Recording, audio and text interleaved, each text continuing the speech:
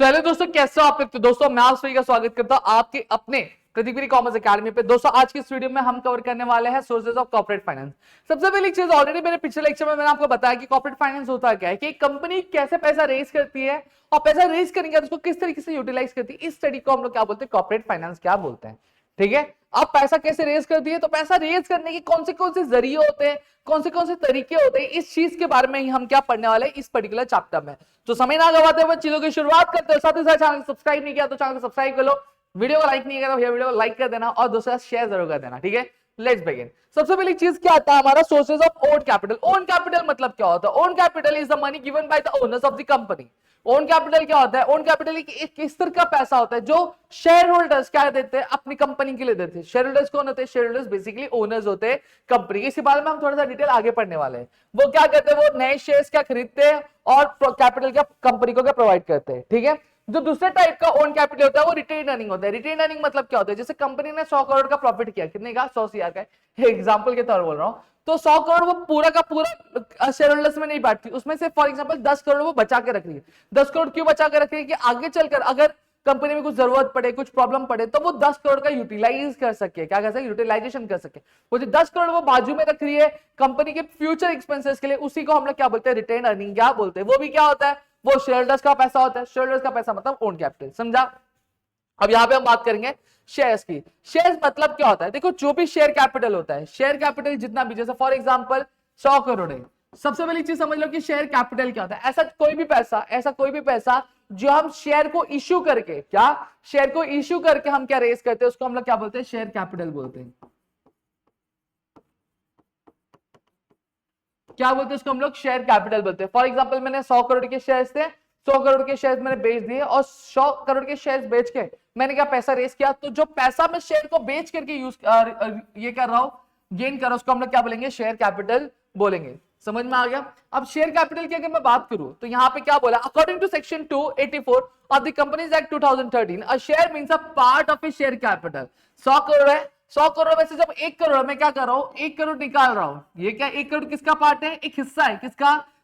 Share capital का। तो जो 1 करोड़ का शेयर होता है उसी को 1 करोड़ जो होता है वो हम क्या बोलेंगे? शेयर। मतलब टोटल, सीधी सीधी बात, एक जो हिस्सा होता है कंपनी के कैपिटल का उसको हम लोग क्या बोलते हैं? शेयर क्या बोलते हैं। ठीक है, अब यहां पे फीचर्स ऑफ शेयर की बात करते हैं। सबसे पहली चीज, शेयर क्या होता है? शेयर कैपिटल का सबसे छोटा यूनिट होता है। सबसे छोटा यूनिट मतलब एक हिस्सा जो होता है शेयर कैपिटल का, उसको हम लोग क्या बोलते हैं? शेयर बोलते हैं। ओनरशिप, जो बंदा शेयर खरीदता है उसको हम लोग क्या बोलते हैं? शेयर होल्डर बोलते हैं। और शेयर होल्डर क्या होता है? कंपनी का एक्चुअल में जो ओनर होता है। क्या होता है? एक्चुअल ओनर होता है। समझ में आ गया? फिर डिस्टिंक्टिव नंबर। अब यहां पे जब शेयर्स क्या होते हैं, unless the shares are in demat form. अब यहां पे तो अगर शेयर डीमैट फॉर्म मतलब इलेक्ट्रॉनिक फॉर्म में नहीं या फिर सॉफ्ट कॉपी में नहीं है, ठीक है, तो आपको क्या मिलती है? एक शेयर सर्टिफिकेट मिलती है। क्या मिलती है? एक शेयर सर्टिफिकेट मिलती है। और हर एक शेयर सर्टिफिकेट पे क्या किया जाता है? एक यूनिक नंबर दिया जाता है, जिसको हम लोग क्या बोलते हैं? डिस्टिंक्टिव नंबर बोलते हैं। क्या बोलते हैं? Distinctive number. अब वो नंबर से पता चलता है कि ये शेयर किसका है, कब खरीदा गया था, कब बेचा गया था, कितने में खरीदा गया था, कितने में बेचा गया था, ये चीज हमें क्या पता चलती है। अब किसी भी कंपनी से जब आप क्या करते हो? शेयर खरीदते हो, तो आपको क्या मिलता है? शेयर सर्टिफिकेट मिलता है। शेयर सर्टिफिकेट बेसिकली क्या होता है? एक प्रूफ होता है कि कंपनी का आपने शेयर खरीदा हुआ है, इतने इतने पैसे में खरीदा हुआ है। क्यों? क्योंकि उस शेयर सर्टिफिकेट पे क्या होता है? कंपनी की सील होती है। सील मतलब कंपनी का थप्पा होता है। और ये क्या होता है? सर्टिफिकेट प्रूफ होता है किसका? जो ओनरशिप है शेयर्स की, उसका प्रूफ होता है। शेयर्स कोई भी फिजिकल थिंग नहीं है, वो सिर्फ पेपर पे क्या करती है? एग्जिस्ट करती है। पेपर पे एग्जिस्ट करती है शेयर सर्टिफिकेट फॉर्म में या फिर इलेक्ट्रॉनिक मोड में डीमैट फॉर्म में। समझा? नेक्स्ट आता है value of share. Value of share मतलब एक शेयर की पैसों में कीमत कितनी होती है, उसको हम लोग क्या बोलते हैं? शेयर वैल्यू बोलते हैं। अब यहाँ पे 3 तरह की वैल्यू होती है। एक फेस वैल्यू होती है। फेस वैल्यू मतलब क्या होता है? एक जो शेयर सर्टिफिकेट मिलता है, शेयर सर्टिफिकेट पे जो शेयर की प्राइस लिखी रहती है उसको हम लोग क्या बोलते हैं? फेस वैल्यू बोलते हैं। इश्यू प्राइस क्या होता है? जितने में एक कंपनी एक किसी भी एक इंडिविजुअल पर्सन को शेयर बेचती है, उसको हम लोग क्या बोलते हैं? इश्यू प्राइस बोलते हैं। मार्केट वैल्यू क्या होता है? कंपनी की परफॉर्मेंस के बेसिस पे मार्केट में कंपनी के शेयर की डिमांड कितनी बढ़ रही है या फिर कितनी कम हो रही है, उसके बेसिस पे क्या होता है? आपका प्राइस डिसाइड होता है डिमांड और सप्लाई के बेसिस पे, तो उसको हम लोग क्या बोलते हैं? Market value. जैसे फॉर एग्जांपल कंपनी के शेयर सर्टिफिकेट पे 8 रुपया लिखा है, तो ये 8 रुपया क्या होता है? आपका फेस वैल्यू होता है। ठीक है, लेकिन कंपनी ने बेचा कितने में? कंपनी ने बेचा 40 रुपए में। कितने रुपए में? 40 रुपए में। मतलब बेचा कितने में? इश्यू प्राइस कितने की?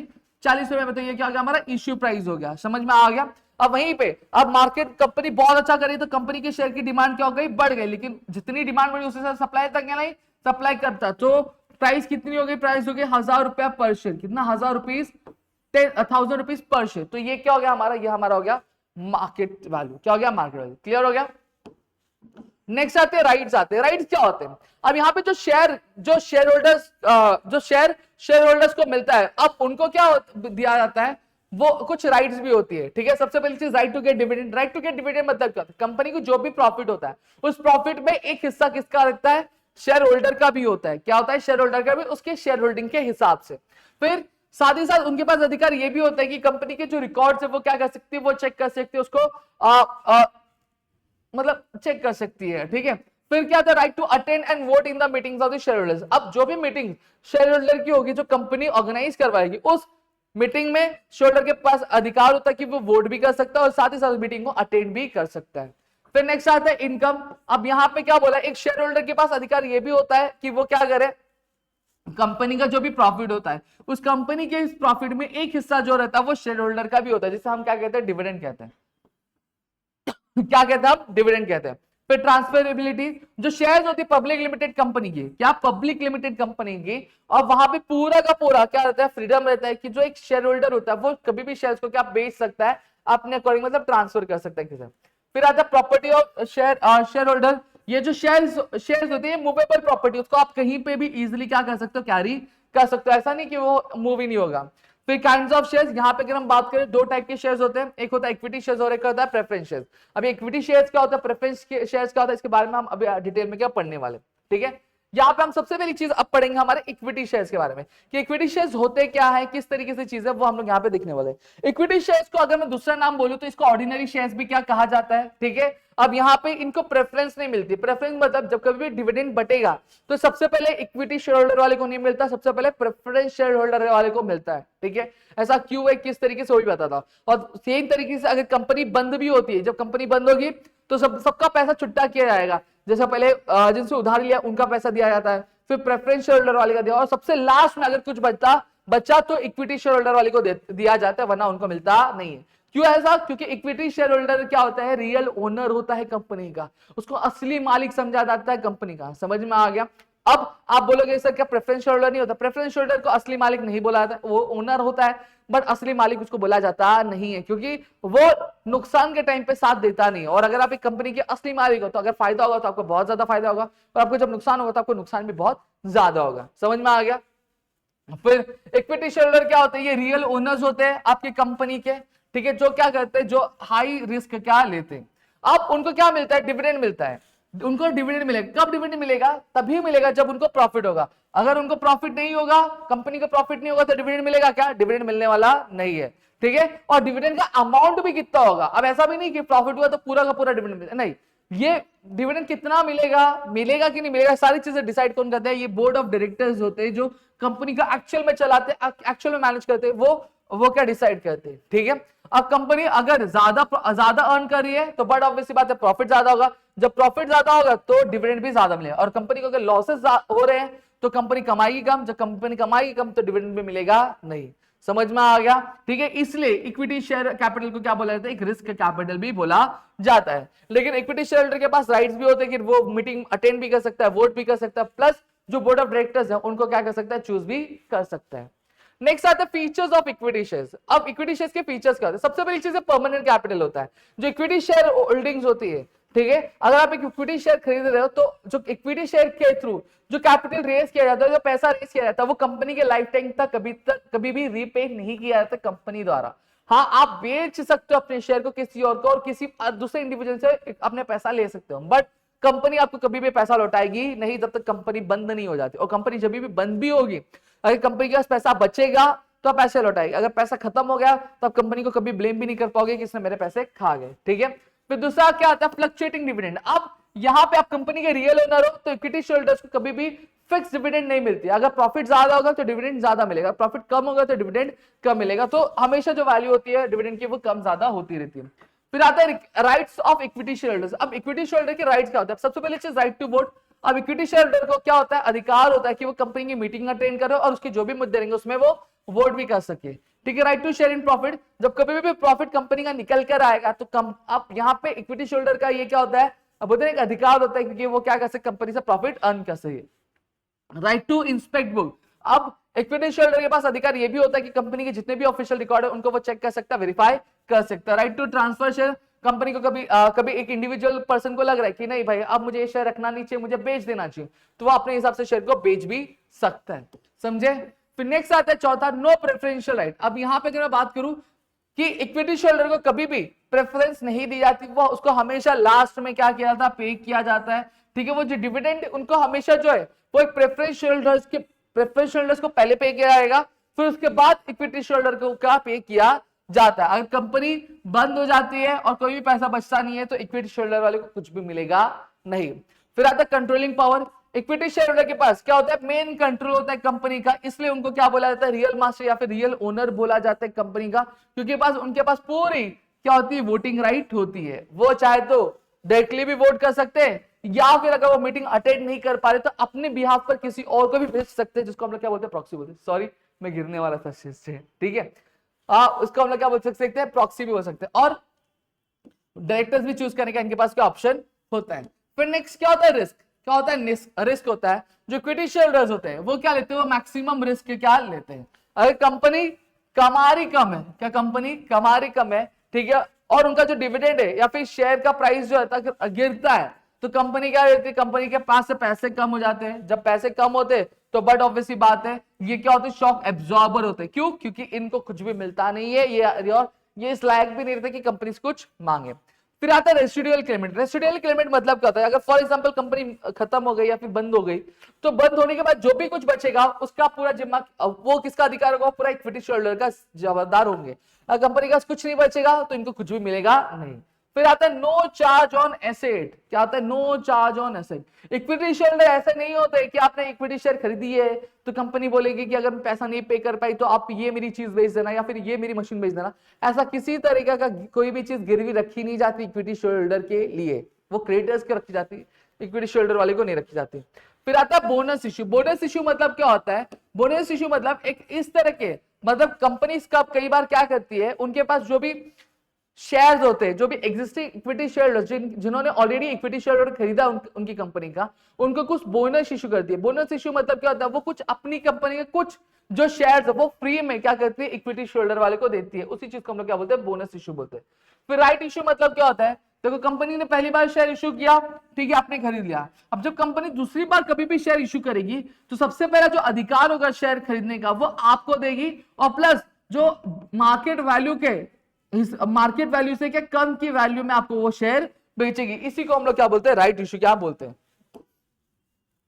फेस वैल्यू क्या होता है, मैंने ऑलरेडी बताया, जो शेयर सर्टिफिकेट पे जो शेयर की प्राइस लिखी होती है उसको हम लोग क्या फेस वैल्यू बोलते हैं। और जनरली जो इक्विटी शेयर की प्राइस होती है वो कितनी होती है, 10 रुपया होती है या फिर 1 रुपया भी होती है, ठीक है। तो नेक्स्ट बात करते हैं मार्केट वैल्यू। मार्केट वैल्यू जो होती है इक्विटी शेयर की चेंज होती रहती है डिपेंडिंग अपॉन द प्रॉफिट। अगर कंपनी का प्रॉफिट बहुत अच्छा हो रहा है तो हर कोई क्या चाहेगा कि हाँ भैया ये कंपनी प्रॉफिट बहुत अच्छा कर रही है तो ये डिविडेंड भी और बहुत अच्छा करेगी, तो शेयर की प्राइस का जो डिमांड होगा वो बढ़ेगा। लेकिन सप्लाई अगर कम होगा, डिमांड बढ़ रही है लेकिन सप्लाई कम है, तो क्या शेयर के प्राइस ऑटोमेटिकली बढ़ेंगे, तो इसको तो मार्केट वैल्यू पे क्या बढ़ेगी। अगर वही कंपनी लॉस कर रही है तो डिमांड क्या हो जाएगी, कम हो जाएगी, लेकिन मार्केट में शेयर जो रहेंगे वो ज्यादा रहेंगे तो प्राइस क्या होगी, कम हो जाएगी, मतलब तो मार्केट वैल्यू भी क्या कम हो जाएगी, समझा। फिर आता है कैपिटल अप्रिसिएशन। क्या होता है कैपिटल अप्रिसिएशन मतलब क्या होता है, जब कभी जो मार्केट वैल्यू जो शेयर की अगर बढ़ती है तो उसको हम लोग क्या बोलते हैं, कैपिटल अप्रिसिएशन बोलते हैं, ठीक है। और वहीं कंपनी अगर मार्केट वैल्यू जो शेयर की कम होती है तो उसको हम लोग क्या बोलेंगे, डिप्रिसिएशन बोलेंगे, क्योंकि शेयर की वैल्यू कम हो रही है। क्लियर हो गया, डन। अब यहाँ पे types of equity share, basically 2 type के इक्विटी शेयर है, ज्यादा है नहीं। पहला क्या आता है, कंपनी क्या करता है, 2 टाइप के इक्विटी शेयर इशू करता है, एक पहला विद वोटिंग राइट्स और एक होता है with differential voting right. Equity share with normal voting right मतलब क्या होता है, इन शेयर होल्डर्स को रेगुलर वोटिंग राइट मिलती है, ठीक है। इनकी जो वोटिंग राइट डिपेंड करती है उनके पास कितने शेयर है उसके ऊपर के डिपेंड करती है, जितने ज्यादा शेयर रहेंगे उतना ज्यादा वोट करने का चॉइस क्या मिलेगा। फिर आता है equity share with the differential voting right. अब ये जो शेयर होल्डर्स होते हैं, ठीक है, कंपनी के, इनके अलग क्या राइट्स होते हैं वोटिंग और डिविडेंड को लेकर, ठीक है। कंपनी रूल के हिसाब से उनको लिमिटेड या फिर नो वोटिंग राइट्स मिलते हैं, but they can get a higher dividend. अब यहाँ पे चॉइस ऐसी रहती है कि आप या तो ये करो कि अपनी वोटिंग राइट कैंसिल करा दो और ज्यादा डिविडेंड लो, या फिर डिविडेंड आपके नॉर्मल रहेंगे और आपको वोटिंग राइट भी मिलेगी, तो इसको हम लोग क्या बोलते हैं, डिफरेंशियल वोटिंग। समझा? फिर आता है प्रेफरेंस शेयर्स। प्रेफरेंस शेयर्स क्या होता है, कुछ स्पेशल टाइप के शेयर्स होते हैं जिनको कुछ एक्स्ट्रा अधिकार मिलते हैं, किसके कंपैरिजन में, इक्विटी शेयर्स के कंपैरिजन में। आप प्रेफरेंस शेयर को मेनली दो राइट्स होते हैं, पहला राइट टू डिविडेंड फर्स्ट, जब कभी भी कंपनी डिविडेंड बांटेगी तो सबसे पहले इक्विटी शेयर होल्डर वाले को नहीं देगी, प्रेफरेंस शेयर होल्डर वाले को पहले देगी। Right to return of the capital first, same तरीके से जब कंपनी बंद होने वाली रहेगी, कंपनी क्या कर रही है, अपने शेयर्स वापस से बाय बैक कर रही होगी बीच में ही, तो कंपनी सबसे पहले प्रेफरेंस शेयर होल्डर वाले के शेयर्स पहले बाय करती है, उनको पहले पैसा देती है, बाद में इक्विटी शेयर वाले को देती है। ठीक है, डिविडेंड की अगर बात करें तो जो डिविडेंड का रेट होता है वो उनका फिक्स होता है हर एक शेयर पे। ठीक है, they are paid before any dividend is given to equity, और उनको हमेशा सबसे पहले डिविडेंड दिया जाता है, इक्विटी शेयर होल्डर को बाद में दिया जाता है। वोटिंग राइट्स, यहाँ पे सबसे पहली चीज, प्रेफरेंस शेयर होल्डर वालों को कोई भी वोटिंग राइट होता नहीं कंपनी में, अगर उनको वोटिंग राइट तभी मिलेगी जब मैटर उनसे रिलेटेड होगा। जैसे कंपनी क्या कर रही है, अब कंपनी अपना बिजनेस बेच रही है, या फिर जो राइट्स है प्रेफरेंस होल्डर के वो क्या कर रही है, चेंज कर रही है, या फिर जो डिविडेंड है प्रेफरेंस होल्डर का बहुत लंबे टाइम तक से क्या पे ही नहीं किया गया, तो वहां पे मिलता है। ओनरशिप की अगर मैं बात करूं तो यहाँ पे जो प्रेफरेंस होल्डर्स होते हैं वो कंपनी के को ओनर्स होते हैं, लेकिन उनके पास कोई भी अधिकार नहीं होता कि वो कंपनी को कंट्रोल कर सके या फिर कंपनी के मामले में दखलंदाजी क्या कर सके उनको। अब इस तरह के शेयर कौन खरीदता है, जो थोड़ा सा घबराया होता है कि भैया मेरे पैसे डूबने जाएंगे, तो अपनी सेफ्टी के लिए प्रेफरेंस शेयर खरीदता है। ठीक है, और कुछ लोग ऐसे भी होते हैं जो चाहते हैं कि मुझे रेगुलर इनकम आए, एक स्टेडी, एक फिक्स इनकम आए, तो वो ऐसे लोग क्या करते हैं, इस तरह के शेयर्स को क्या खरीदते हैं। अब यहां पे हम बात करेंगे preference features of preference shares. ठीक है, प्रेफरेंस फॉर डिविडेंड, जो प्रेफरेंस शेयर होल्डर्स होते हैं उनको पहले क्या दिया जाता है, उनको पहले डिविडेंड पे किया जाता है, बाद में इक्विटी होल्डर वाले को पे किया जाता है। Preference for repayment of capital, जब कभी भी कंपनी बंद होने वाली रहती है और कंपनी क्या कर रही है, कैपिटल पे आउट कर रही है, मतलब वापस सभी को रिटर्न कर रही है उनके पैसे, तो कंपनी क्या करेगी, पहले प्रेफरेंस वाले को देगी, फिर बाद में किसको देगी, आपके इक्विटी शेयर वाले को देगी। फिक्स रिटर्न, यहाँ पे प्रेफरेंस शेयर होल्डर की जो डिविडेंड होती है उसका रेट फिक्स होता है, चाहे प्रॉफिट ज्यादा होगा तो भी उनको उतना ही मिलेगा और कम होगा तो भी उनको उतना ही डिविडेंड मिलने वाला है, कम ज्यादा नहीं होगा। नेचर ऑफ कैपिटल अगर मैं बात करूं, प्रेफरेंस शेयर परमानेंट कैपिटल नहीं होता है, वो कुछ पर्टिकुलर टाइम के बाद क्या करती है, कंपनी उनका जो पैसा वो वापस लौटा देती है और उनसे शेयर के वापस खरीद ले लेती है। कंपनीज यूजुअली इस तरह के जो शेयर कब इश्यू करती है, जब उनको ज्यादा कुछ एक्स्ट्रा फंड शेयर रहते हैं, तब वो क्या करती है, इस तरह के शेयर इश्यू करती है। मार्केट वैल्यू, जो मार्केट वैल्यू होती है प्रेफरेंस शेयर की, वो स्टेबल रहती है, वो चेंज होती ही नहीं है, चाहे कंपनी लॉस करे या फिर प्रॉफिट करे, समझे। और कैपिटल ग्रोथ जो होता है कंपैरेटिवली कम होता है इसका। Voting right, preference share holders को कभी भी नॉर्मल वोटिंग राइट नहीं मिलती, उनको वोटिंग राइट तभी मिलेगी जब उनसे रिलेटेड मैटर होगा या फिर कोई भी चीज उनको इफेक्ट करेगी, जैसे डिविडेंड चेंज होना या फिर जो रिपेमेंट के टर्म्स चेंज हो रहे उसमें। ठीक है, रिस्क की अगर मैं बात करूं, जो प्रेफरेंस शेयर होल्डर्स होते हैं वो बहुत सेफली होते हैं, क्योंकि उनका कंपनी बंद भी होगा तो उनके कैपिटल पहले पे किए जाएंगे और डिविडेंड को मिल ही रहा है। ठीक है, फिर फेस वैल्यू, जो फेस वैल्यू होती है प्रेफरेंस शेयर की, इक्विटी शेयर होल्डर की कंपैरेटिवली ज्यादा होती है, वो कितनी होती है, 100 रुपीज पर शेयर। जो right of bonus issue, right of bonus issue जैसी फैसिलिटी प्रेफरेंस शेयर होल्डर वाले को मिलती नहीं है। नेचर ऑफ इन्वेस्टर, किस तरह के लोग इसमें इन्वेस्ट करते हैं, जो घबराए हुए थे, जो डरे हुए रहते हैं, ठीक है, जिनको रेगुलर इनकम चाहिए रहता है, स्टडी इनकम चाहिए रहता है, वैसे लोग क्या कहते हैं, इसमें इन्वेस्ट करते हैं। Now next we are going to study about the types of preference share. अब प्रेफरेंस शेयर के क्या क्या टाइप्स है उसके बारे में हम समझने वाले हैं, तो चलो एक एक करके चीजों को समझते हैं और कवर करने की कोशिश करते हैं, समझे।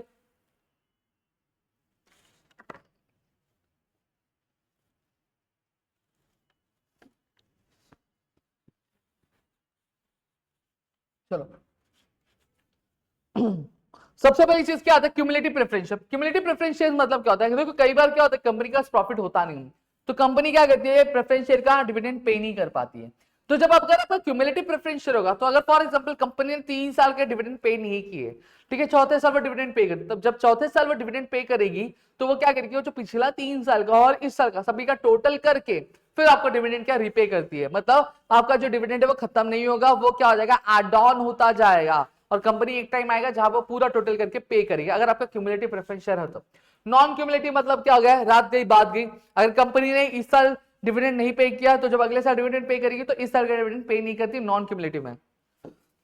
पार्टिसिपेटिंग प्रेफरेंस शेयर्स का मतलब क्या होता है, share holders get fixed dividend plus a share of extra profit after paying the equity share holder up to a limit. अब यहाँ पे क्या बोला गया कि अगर आपका पार्टिसिपेटिंग प्रेफरेंस शेयर है तो यहाँ पे जो शेयर होल्डर्स होते हैं उनको फिक्स डिविडेंड तो मिलता ही है, लेकिन साथ ही साथ कुछ एक्स्ट्रा क्या अमाउंट भी मिलता है अगर प्रॉफिट अच्छा खासा होता है एक लिमिट तक, कभी इक्विटी शेयर होल्डर को पे करने के बाद अगर कुछ बचता है तो। नॉन पार्टिसिपेटिंग मतलब उनको सिर्फ फिक्स आपका डिविडेंड मिलेगा, जैसा डिसाइड किया गया, तो उनको कोई भी एक्स्ट्रा प्रॉफिट में कोई भी हिस्सा मिलता नहीं है। कन्वर्टिबल प्रेफरेंस शेयर मतलब क्या होता है, ये ऐसे शेयर्स होते हैं जिनको हम क्या कर सकते हैं, इक्विटी शेयर्स में कन्वर्ट कर सकते हैं एक पर्टिकुलर फिक्स पीरियड के लिए के अंदर। नॉन कन्वर्टेबल मतलब क्या होता है, इसको हम लोग इक्विटी शेयर्स में कन्वर्ट नहीं कर सकते। फिर रिडीमेबल प्रेफरेंस शेयर्स मतलब क्या होता है, ये ऐसे शेयर्स होते हैं जहां पे कंपनी ये बोलती है कि अभी आप शेयर रखो, लेकिन कंपनी का जब भी मन करेगा तो कंपनी आपसे वो शेयर वापस खरीद लेगी, मतलब रिडीम करना मतलब खत्म कर सकती है, शेयर्स को लेगी और आपको आपका पैसा लौटा देगी। इरिडेबल मतलब कंपनी आपके जो शेयर्स है वो कभी भी परचेज नहीं करेगी, ठीक है, रीपर्चेज वापस से नहीं करेगी, अगर उसने बेच दिया तो बेच दिया, वो कभी रिपे होगा जब कंपनी बंद होगी तभी होगा, वरना होगा नहीं। समझा।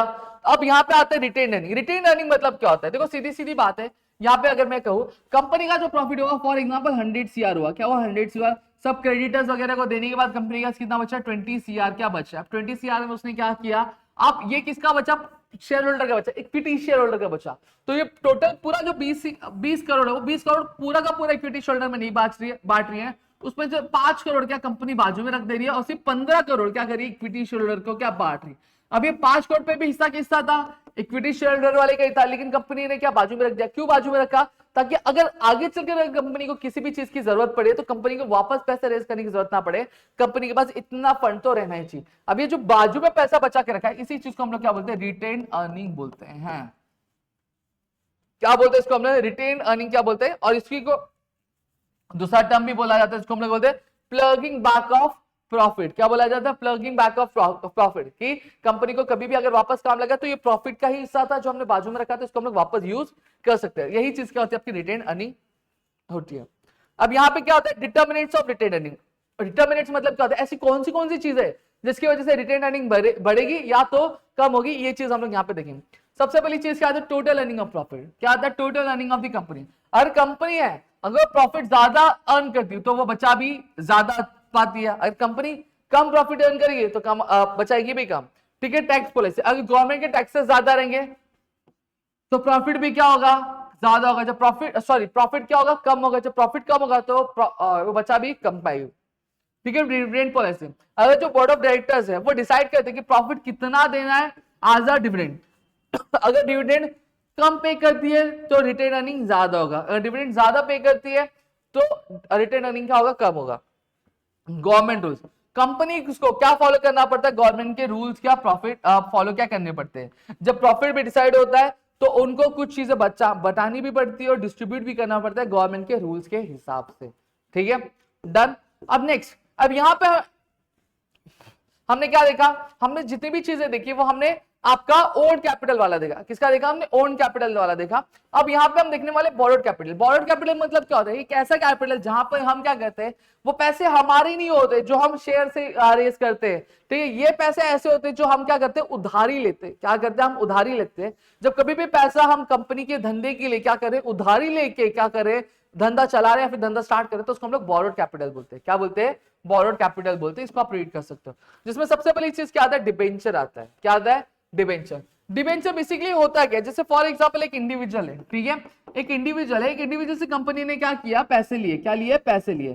ठीक है, अभी इंडिविजुअल बोलता है कि आप पैसे कब लौटाओगे, तो कंपनी बोलती है मैं 10 साल बाद लौटाऊंगी, और 10 साल जब तक मैं 10 साल में तब तक लौटाऊंगी नहीं, तो आपको हर साल में इतना क्या करूंगी, मैं इंटरेस्ट आपको पे करूंगी। क्या पे करूंगा, मैं इतना ब्याज आपको क्या पे करूंगी। ऐसा कौन बोलता है, ऐसा कंपनी क्या बोलती है। तो ये इंडिविजुअल क्या करता है, इंडिविजुअल बोलता है ठीक है चलेगा, कोई दिक्कत नहीं, लेकिन अब यहाँ पे बोलते हैं एक प्रूफ तो रखना पड़ेगा। तो यहाँ पे जो इंडिविजुअल कंपनी से क्या बोलता है, आप मुझे क्या करो, एक डॉक्यूमेंट पे लिख के दो कि भैया मैं 10 साल बाद पैसे लौटा देंगे, और जब तक नहीं लौटाऊंगी तब तक मैं आपको इतने इतने % पे क्या ब्याज हर साल का पे करता रहूंगा या फिर करती रहूंगी। सही बात है। और फिर इसी डॉक्यूमेंट को हम लोग क्या बोलते हैं, डिबेंचर बोलते हैं। क्या बोलते हैं, इस डॉक्यूमेंट को हम लोग डिबेंचर्स बोलते हैं। समझ में आ गया, क्लियर हो गया डिबेंचर होता क्या है। ठीक है, देखो डिबेंचर एक इंपॉर्टेंट वे, एक इंपॉर्टेंट तरीका है कंपनी का जहां से वो क्या करती है, मीडियम टर्म या फिर लॉन्ग टर्म जो पैसे की जो नीड होती है उसको फुलफिल करती है। अब जो वर्ड डिबेंचर वो आया कौन से वर्ड से, लैटिन वर्ड डेब्रेस है, जिसका मतलब क्या, टू ओ। और टू ओ मतलब क्या, जो हमने उधारी ली है। समझा। कंपनीज एक्ट 2013 कोई भी स्ट्रिक्ट डेफिनेशन देता नहीं है, लेकिन ये कहते हैं कि जो डिबेंचर क्या इंक्लूड करते हैं, डिबेंचर स्टॉक बॉन्ड और बाकी सारे डॉक्यूमेंट्स जो कंपनी क्या कहते हैं इस्तेमाल करती है क्या कंपनी के लिए पैसा उधार में रेज करने के लिए। ठीक है, नेक्स्ट अब यहाँ पे फीचर्स क्या होता है, ये एक तरह का प्रॉमिस होता है, सही बात है ना। डिबेंचर में क्या लिखा हुआ है, डिबेंचर में ये लिखा हुआ है कि कंपनी क्या करेगी 10 साल बाद पैसा लौटा देगी, और पैसा लौटाने जब तक नहीं लौटेगी तब तक क्या करेगी इतना इतना टका ब्याज का आपको हर साल देगी। तो ये एक तरह का वादा है जो कंपनी क्या कर रही है अपने क्रेडिटर को या फिर डिबेंचर होल्डर को पे कर रही है। जो फेस वैल्यू मतलब जो डिबेंचर सर्टिफिकेट पे जो कीमत लिखी रहती है डिबेंचर की वो कितनी होती है, या तो 100 में रहेगी या तो 100 के मल्टीपल में रहेगी, 100 के मल्टीपल में 100 200 300 400 ऐसे रहेगी। ठीक है, टाइम ऑफ रीपेमेंट जो डिबेंचर होता है, ये जो डॉक्यूमेंट रहेगा डिबेंचर, उस डॉक्यूमेंट में कब कंपनी पे करेगी ये चीज मेंशन होती है। ठीक है, और कितना रीपे करेगी वो भी चीज क्या मेंशन होती है। समझ में आ गया। प्रायोरिटी ऑफ द रीपेमेंट, अब रीपेमेंट जब कभी भी कंपनी बंद हो रही है या फिर कंपनी पैसा लौटाएगी तो सबसे पहले डिबेंचर होल्डर्स जो कंपनी के क्रेडिटर्स होते हैं उनको पैसा लौटाएगी, फिर शेयर होल्डर्स को पैसा लौटाएगी। समझा। अश्योरेंस ऑफ रीपेमेंट, अब डिबेंचर का एक लॉन्ग टर्म लोन है, कंपनी यहाँ पे गारंटी करती है कि वो एक पर्टिकुलर ड्यू डेट पे या फिर एक पर्टिकुलर टाइम तक क्या करेगी कंपनी उस इंडिविजुअल के पैसे का लौटा देगी या फिर उस ग्रुप के पैसे लौटा देगी। इंटरेस्ट डिबेंचर होल्डर को क्या मिलता है, डिबेंचर होल्डर कौन होता है, जो बंदा डिबेंचर खरीदता है उसको हम लोग डिबेंचर होल्डर बोलते हैं। जब तक उसको उसके पैसे नहीं मिल जाएंगे तब तक उस पर्टिकुलर पीरियड तक उसको क्या फिक्स रेट ऑफ इंटरेस्ट क्या मिलता रहेगा। ठीक है, हालांकि अगर कंपनी प्रॉफिट नहीं भी कमाएगी तो भी उसको इंटरेस्ट मिलता ही रहेगा, इंटरेस्ट बंद होगा नहीं। पार्टीज कौन सी होती है, पार्टीज कौन सी इन्वॉल्व होती है डिबेंचर में, सबसे पहले आता है कंपनी। कंपनी कौन होती है, जो पैसा बोरो करती है मतलब पैसा उधार लेती है। ट्रस्टी क्या होता है, ट्रस्टी बेसिकली एक इस तरह का मीडिएटर होता है जो क्या करता है, जो डिबेंचर्स को मैनेज करता है। हालांकि अगर डिबेंचर वो कितने, अगर वो 500 से ज्यादा लोग अगर डिबेंचर खरीद रहे तो वहां पे डिबेंचर ट्रस्टी क्या आता है और वो एक एग्रीमेंट बनाता है जिसको हम लोग क्या बोलते हैं, ट्रस्ट डीड क्या बोलते हैं। डिबेंचर होल्डर कौन होते हैं, जो बंदे डिबेंचर खरीदते हैं या फिर कंपनी को पैसे उधार देते हैं डिबेंचर के बदले में, उसको हम लोग डिबेंचर होल्डर क्या बोलते हैं। ठीक है, डिबेंचर होल्डर को क्या मिलता है, डिबेंचर सर्टिफिकेट मिलता है एज अ प्रूफ। ठीक है, authority to issue debenture, debenture issue करने का अधिकार किसके पास होता है कंपनी में, बोर्ड ऑफ डायरेक्टर्स के पास क्या अधिकार होता है कंपनी डिबेंचर इशू करना। ठीक है, स्टेटस क्या होता है डिबेंचर होल्डर का, डिबेंचर होल्डर्स कंपनी का क्या कहलाते हैं, क्रेडिटर्स कहलाते हैं। वो कंपनी के ओनर्स होते हैं क्या, नहीं। उनको क्या फिक्स इंटरेस्ट मिलता है क्या, नहीं, फिक्स इंटरेस्ट नहीं मिलता जब तक फिक्स इंटरेस्ट सॉरी उनको फिक्स इंटरेस्ट मिलता है, सॉरी हाँ उनको फिक्स इंटरेस्ट मिलता है जब तक डिबेंचर का अमाउंट कंपनी पे नहीं कर दी थी। समझ में आ गया। वोटिंग राइट, डिबेंचर होल्डर्स को किसी भी तरह का वोटिंग राइट नहीं होता है कंपनी के मीटिंग्स में। ठीक है, सिक्योरिटी, जो डिबेंचर्स होते हैं, ठीक है, जो डिबेंचर्स होते हैं उनको are usually backed by the company's asset. ठीक है, अब यहाँ पे क्या करता है डिबेंचर होल्डर्स जब कभी भी पैसा देते हैं तो वहां पे कंपनी उनको उनके पास कोई चीज गिरवी रखती है कि अगर मैं पैसा नहीं पे कर पाई तो आप मेरी कंपनी का ये एसेट बेच देना और अपने पैसे रिकवर कर लेना, या फिर ये बिल्डिंग बेच देना और आप अपने पैसे ये रिकवर कर लेना। समझा। इश्यू कौन करता है, इश्यू दोनों ही प्राइवेट कंपनी और पब्लिक कंपनी दोनों के पास ही अधिकार रहता है कि वो अपने डिबेंचर्स इश्यू कर सकते। लिस्टिंग, जो डिबेंचर्स होती है वो किसी ना किसी एक रिकॉग्नाइज्ड स्टॉक एक्सचेंज में क्या होना चाहिए, लिस्ट होना चाहिए, उसका नाम लिस्टेड होना चाहिए मतलब रजिस्टर्ड होना चाहिए। ट्रांसफरेबिलिटी, डिबेंचर्स जो होता है वो इजीली क्या कर सकते हैं, हम किसी को भी बेच सकते हैं। जैसे फॉर एग्जांपल मैंने डिबेंचर लिया, अब मुझे लग रहा नहीं मुझे पैसे की जरूरत है तो मैं किसी भी इंडिविजुअल को क्या कर सकता हूं, डिबेंचर बेच सकता हूं और उसके बदले पैसे ले सकता हूं। समझे। नेक्स्ट आता है आपका टाइप्स ऑफ डिबेंचर। अब यहाँ पे सबसे पहले चीज क्या आती है, सिक्योर डिबेंचर। सिक्योर डिबेंचर मतलब क्या होते हैं, जब कभी भी आप डिबेंचर खरीदे और उस डिबेंचर के बदले कंपनी को आप पैसे दे रहे हो तो कंपनी क्या कर रही है, आपको एक चार्ज ऑन एसेट दे रही है, बोल रही है कि अगर कंपनी पैसा नहीं रिपे कर पाई तो आप ये एसेट बेच देना, तो आपका डिबेंचर सिक्योर है। क्योंकि अगर कंपनी पैसा नहीं पे कर पाई तो आपके पास एक चीज है कि आप इस चीज को बेच करके अपना पैसा रिकवर कर सकते हो। अनसिक्योर्ड डिबेंचर मतलब क्या होता है, ये एक ऐसा डिबेंचर होता है जहां पे कंपनी कोई भी सिक्योरिटी नहीं रखती। कंपनी आपको ये नहीं बोलती अगर मैं पैसा नहीं रिपे कर पाई तो मेरा ये एसेट बेच रहा, तो इसको हम लोग अनसिक्योर्ड डिबेंचर बोलते हैं। रजिस्टर्ड डिबेंचर मतलब क्या होता है, रजिस्टर्ड डिबेंचर मतलब ये एक ऐसा डिबेंचर होता है जहां पे जो कंपनी होती है, कंपनी का क्या करती है, सारे रिकॉर्ड्स क्या मेंटेन करके रखती है, क्या करके रखती है, सारे जो रिकॉर्ड्स वो मेंटेन करके रखती है। ठीक है, जहां पे कंपनी का जो डिबेंचर सर्टिफिकेट है उस डिबेंचर सर्टिफिकेट में नाम, एड्रेस, डिटेल्स जो होता है डिबेंचर होल्डर का वो सभी मेंशन होता है और साथ ही साथ रजिस्टर में मेंशन होता है, उसको हम लोग रजिस्टर्ड डिबेंचर बोलेंगे। ठीक है, फिर उसके बाद बैरर डिबेंचर क्या होता है, जहां कंपनी क्या करते हैं, डिबेंचर होल्डर का कोई भी रिकॉर्ड मेंटेन करके रखती नहीं है, सिर्फ वो डिबेंचर का क्या कर देती है, हैंड ओवर कर देती है। और इंटरेस्ट जो रहता है वो कूपन जो अटैच होते हैं डिबेंचर से उसके थ्रू क्या पे करती है। रिडीमेबल डिबेंचर मतलब क्या होता है, ये एक ऐसा डिबेंचर होता है जो एक पर्टिकुलर टाइम के बाद कंपनी क्या करती है, रिडीम कर देती है, मतलब कंपनी क्या करती है उस डिबेंचर का जो अमाउंट है वो रिपे कर देती है, और जो रिपेमेंट की जो डिटेल्स होती है वो ट्रस्ट डीड में मेंशन होती है। इरिडेमेबल डिबेंचर्स क्या होते हैं, ये इस तरह के जो डिबेंचर्स, इस तरह के डिबेंचर्स होते हैं जो रिपे नहीं किए जाते कंपनी के लाइफ टाइम तक, ठीक है, उनको तभी रिपे किया जाएगा जब कंपनी बंद या फिर बंद होती है या फिर स्पेशल सिचुएशन। कन्वर्टिबल डिबेंचर्स मतलब क्या होते हैं, ये ऐसे डिबेंचर्स होते हैं जिनको हम आगे चलकर इजीली इक्विटी शेयर्स में क्या कन्वर्ट कर सकते हैं। ये जो राइट होता है वो डिबेंचर सर्टिफिकेट में मेंशन होना चाहिए और स्पेशल रेजोल्यूशन के माध्यम से इसको अप्रूव भी होना चाहिए। नॉन कन्वर्टेबल मतलब ये एक ऐसा डिबेंचर होता है जो इक्विटी शेयर्स में कभी भी कन्वर्ट हो सकता नहीं है, उनको रिपेड किया जाता है उनकी मैच्योरिटी डेट पे, लेकिन उनकी वैल्यू कभी बढ़ती नहीं है। समझ में आ गया, ये चीज आपको शायद डिबेंचर वाली क्लियर हो गई। अब डिपॉजिट क्या होते हैं वो चीज हम लोग समझेंगे। डिपॉजिट सीधी सीधी बात है, जैसे हम बैंक में पैसे डिपॉजिट करते हैं ना, वैसे ही कंपनी में जब हम क्या करते हैं कुछ अमाउंट क्या डिपॉजिट करते हैं, कंपनी को देते हैं जब कंपनी को नीड होती है, और कंपनी उसके बदले हमें क्या देती है, कुछ इंटरेस्ट देती है, तो उसी को हम लोग क्या बोलते हैं, डिपॉजिट बोलते हैं।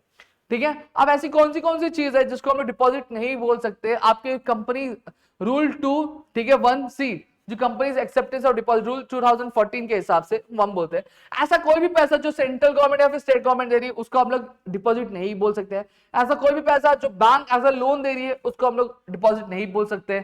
ठीक है, ऐसा कोई भी पैसा जो फॉरेन गवर्नमेंट या फिर इंटरनेशनल बैंक हमें दे रही कंपनी को उसको हम लोग डिपॉजिट नहीं बोल सकते। ऐसा कोई भी पैसा जो दूसरी कंपनी से हम ले रहे हैं उसको डिपॉजिट नहीं बोल सकते। ऐसा कोई भी पैसा जो हम कमर्शियल पेपर्स को रिलीज करके क्या करें, रिस्क उसको डिपॉजिट नहीं बोल सकते। कोई भी पैसा जो हम बॉन्ड्स को इश्यू करके रेस करें उसको डिपॉजिट नहीं बोल सकते। कोई भी ट्रस्ट से पैसा अगर आ रहा है तो उसको हम डिपॉजिट नहीं बोल सकते। ऐसा कोई भी पैसा जो हम शेयर्स या फिर डिबेंचर्स बेच कर रेस कर उसको डिपॉजिट नहीं बोल सकते। समझ में आ गया, ठीक है। इस चीज के बारे में हम क्या करेंगे, हम डिटेल में पढ़ेंगे आपके चैप्टर नंबर 5 में।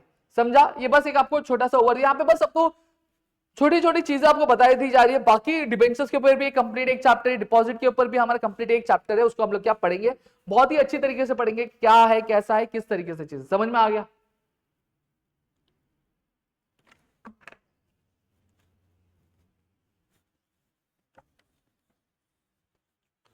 अब यहाँ पे क्या आता है, बॉन्ड आता है। बॉन्ड क्या है, बॉन्ड एक तरह का लोन होता है। बॉन्ड एक टाइप का लोन होता है जो कंपनी और या फिर गवर्नमेंट को जब कभी भी पैसा चाहिए रहता है तो वो क्या करती है, अपने बॉन्ड इशू करके क्या पैसे बोरो करती है। और जो पर्सन जो बॉन्ड बाय करता है, ठीक है, बॉन्ड खरीदता है, वो क्या होता है, कंपनी का क्रेडिटर होता है। क्यों, क्योंकि वो एक तरह का लोन दे रहे कंपनी को, ठीक है। और वहां पे कंपनी क्या करती है, उसको प्रॉमिस करती है कि वो एक पर्टिकुलर टाइम के बाद क्या करेगी, इंटरेस्ट के साथ क्या करेगी, पैसे क्या लौटा देगी, ठीक है। अब बॉन्ड्स का जो रेट ऑफ इंटरेस्ट होता है वो फिक्स होता है। बॉन्ड्स की एक मेच्योरिटी डेट होती है, जिस मेच्योरिटी डेट को कंपनी को वो जो अमाउंट है वो बॉन्ड होल्डर को रिटर्न करना पड़ता है। ये एक फॉर्मल सर्टिफिकेट होता है जहां पर हमें ये बॉन्ड एक फॉर्मल सर्टिफिकेट होता है जहां पे ये चीज का प्रूफ होता है कि कंपनी ने क्या किया, उस पर्टिकुलर इंडिविजुअल से या फिर उस पर्टिकुलर इंस्टीट्यूशन से पैसे क्या उधार पे लिए। अब यहाँ पे बात के फीचर्स क्या है, नेचर ऑफ फाइनेंस क्या है, बॉन्ड जो होते हैं एक तरह का उधारी होता है, एक तरह का बॉर्डर्ड फंड होता है, ठीक है। ये क्या करता है, एक लॉन्ग टर्म मनी का कंपनी को प्रोवाइड करता है, यूजुअली 5 साल 10 साल 25 साल या फिर 50 साल के लिए भी प्रोवाइड करता है, ठीक है। स्टेटस बॉन्ड होल्डर कंपनी का क्या होता है, क्रेडिटर होता है, ओनर होता नहीं है, तो वो वोट या फिर मीटिंग में पार्ट ले सकता नहीं है। रिटर्न ऑन बॉन्ड, ठीक है, बॉन्ड होल्डर्स को एक फिक्स रेट ऑफ इंटरेस्ट क्या मिलता है और रेगुलरली पे किया जाता है, ठीक है। बॉन्ड होल्डर्स को रेगुलरली पे किया जाएगा या फिर जब बॉन्ड के टर्म्स खत्म होने वाले तब एक साथ पे किया है। रीपेमेंट बॉन्ड्स को क्या होती है, एक मेच्योरिटी डेट होती है जहां पे जो कंपनी होती है पूरा जो लोन अमाउंट है वो पे करती है। क्लियर हो गया। और लास्ट हमारा टॉपिक है जिसको हम लोग एडीआर और जीडीआर बोलते हैं। अब यहाँ पे ये एडीआर और जीडीआर क्या, वो थोड़ा समझ लो। एडीआर और जीडीआर की अगर मैं बात करूं तो एडीआर और जीडीआर आपकी कुछ इस तरीके से चीज है जहां पे अब यहाँ पे हमें डायरेक्टली अलाउंस नहीं होता कि हम इंटरनेशनल स्टॉक एक्सचेंज में क्या कर सकते हैं, हम ट्रेड कर सकते हैं, या फिर फॉरेन स्टॉक एक्सचेंज में हम क्या ट्रेड कर सकते हैं। तो यहाँ पे हम डिपॉजिट के माध्यम से क्या करते हैं, ट्रेड करते हैं, ठीक है। जब यहाँ पे देखो, अब इंडिया में अगर मैं बात करूं जो शेयर्स होती है पब्लिक कंपनीज को वो लिस्टेड होती है और वो ट्रेड की जाती है, यानी खरीदी बेची जाती है आपके स्टॉक एक्सचेंज जैसे बॉम्बे स्टॉक एक्सचेंज और नेशनल स्टॉक एक्सचेंज में, ठीक है। क्योंकि अब वही ग्लोबलाइजेशन की वजह से, फ्री इकोनॉमिक पॉलिसी की वजह से अब जो कुछ इंडियन कंपनीज है वो फॉरेन स्टॉक एक्सचेंज में भी क्या आपका लिस्टेड है, जैसे न्यूयॉर्क स्टॉक एक्सचेंज और नास्डाक में, ठीक है। अब इसके लिए, अब ये चीज करने के लिए कंपनीज को कुछ जो रूल्स होते हैं फॉरेन एक्सचेंज के वो फॉलो करने पड़ते हैं, जो कि आपके इंडियन गवर्नमेंट के जो रूल्स है उससे थोड़े अलग है। अब यहाँ पे अगर कोई भी इंडियन कंपनी कोई भी इंडियन कंपनी अगर किसी भी फॉरेन एक्सचेंज में डायरेक्टली लिस्ट नहीं हो पाती, डायरेक्टली अपने आप को रजिस्टर नहीं कर पाती, तो वो क्या यूज करते हैं, वो यूज करते हैं एडीआर और जीडीआर।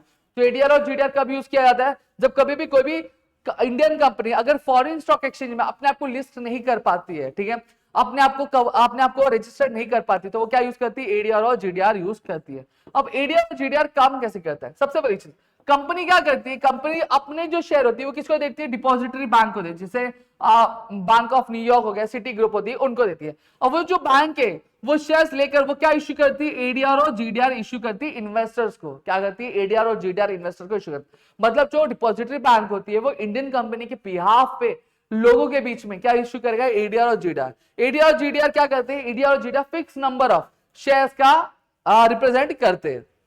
एडीआर जो है, एडीआर कहां पे चलता है, एडीआर यूएसए में चलता है। जीडीआर कहां चलता है, यूएसए को छोड़ के, यानी यूनाइटेड स्टेट्स ऑफ अमेरिका को छोड़ के बाकी जितने भी नेशंस बचते हैं वहां पे क्या यूज होता है, जीडीआर यूज होता है। एडीआर और जीडीआर बेसिकली जैसे हमारे नॉर्मल इक्विटी शेयर्स क्या किए जाते हैं, खरीदे बेचे जाते हैं, उसी तरीके से खरीदे बेचे जाते हैं। उसकी प्राइस कम या फिर ज्यादा डिमांड और सप्लाई पे क्या डिपेंड करती है, ठीक है। फॉरेन इन्वेस्टर इंक्लूडिंग एनआरआई वो क्या करते हैं, वो एडीआर और जीडीआर क्या अपने ट्रेडिंग अकाउंट की मदद से क्या खरीद या फिर बेच सकते हैं। कंपनी क्या करती है, कंपनी जो रहती है सेम उनको भी डिविडेंड पे करती है। डिविडेंड कौन सी कंट्री में पे करेगी, जैसे इंडिया है तो इंडिया इंडियन रुपीज में क्या करेगी, आपका डिविडेंड पे करेगी। कौन से रुपीज में, इंडियन रुपीज में डिविडेंड पे करेगी। फिर जो ट्रेडर्स होते हैं जो स्टॉक खरीदते हैं वो क्या कर सकते हैं, वो अपना क्या बोलते हैं, अपनी कंट्री में अपनी कंट्री की करेंसी में उसको फिर बाद में कन्वर्ट कर सकते हैं। मेन जीडीआर स्टॉक एक्सचेंज क्या है, लंदन स्टॉक एक्सचेंज हो गया, फिर लग्जमबर्ग स्टॉक एक्सचेंज हो गया, Nasdaq Dubai, Singapore stock exchange हो गया, हांगकांग स्टॉक एक्सचेंज हो गया, ये सब आपका जीडीआर क्या दिया गया, ठीक है। नेक्स्ट आते हैं कमर्शियल बैंक्स। कमर्शियल बैंक्स क्या होते हैं, कुछ प्राइवेट बैंक्स होते हैं, ठीक है, जो क्या फाइनेंस का काम क्या करते हैं। कमर्शियल बैंक क्या एक मेजर सोर्स है फाइनेंस का बिजनेस के लिए, खासकर शॉर्ट टर्म और मीडियम टर्म नीड्स के लिए। ये क्या करती है, ये कमर्शियल बैंक क्या करती है, कमर्शियल बैंक जो जनरल पब्लिक होती है उनसे डिपॉजिट लेती है और उनसे पैसा अपने अकाउंट में जमा करवा के बैंक में जमा करवा, फिर जिनको भी लोन चाहिए रहता है, बिजनेस को लोन चाहिए तो उनको लोन क्या प्रोवाइड करती है, ठीक है। बैंक का एक प्राइमरी सोर्स है वर्किंग कैपिटल का, फाइनेंस का, अगर इंडिया में चाहिए रहेगा तो। साथ ही साथ ये ट्रेड क्रेडिट भी क्या देती है। अब ये कुछ अलग तरीके की क्या कुछ स्कीम्स है। सबसे पहली चीज क्या आता है, ओवरड्राफ्ट।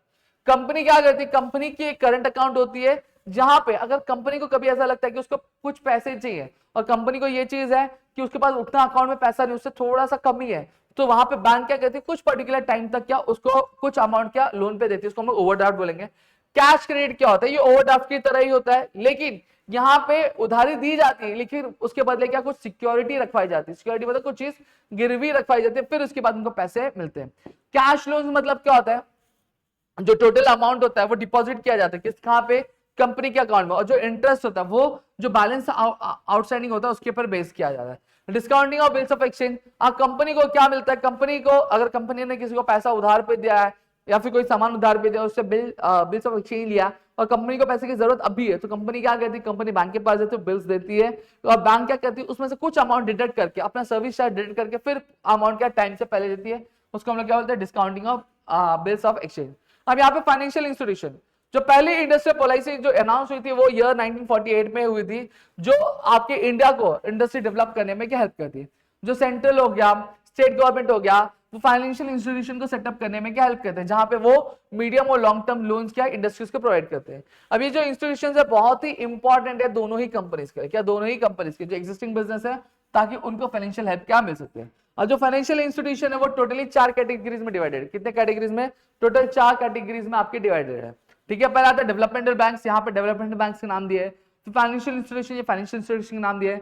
फिर इन्वेस्टमेंट इंस्टीट्यूशन, यहाँ पे उसका नाम दिया है। स्टेट लेवल इंस्टीट्यूशन यहाँ पे दिया। अब forms of financial assistance provide, अब किस तरह की फाइनेंशियल असिस्टेंस आपके फाइनेंशियल इंस्टीट्यूशन द्वारा प्रोवाइड की जाती है कंपनीज को, वो देख लेंगे। क्या आता है, टर्म लोन प्रोवाइड किया जाता है उनको बिजनेस प्रोजेक्ट के लिए।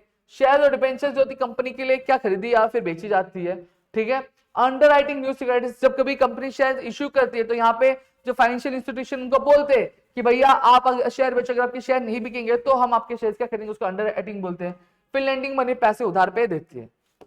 अब ट्रेड क्रेडिट क्या होता है, देखो ट्रेड क्रेडिट मतलब सीधी सादी भाषा में बताऊंगा, ज्यादा लंबा टाइम नहीं लूंगा। ट्रेड क्रेडिट मतलब सीधी सादी भाषा में अगर बात करूं तो जब कभी भी आप क्या कर रहे हो, आप सामान जो है सामान जो एक बिजनेस होता है वो अपने कस्टमर को क्या करता है, उधारी में बेचता है। क्या करता है, उधारी में बेचता है।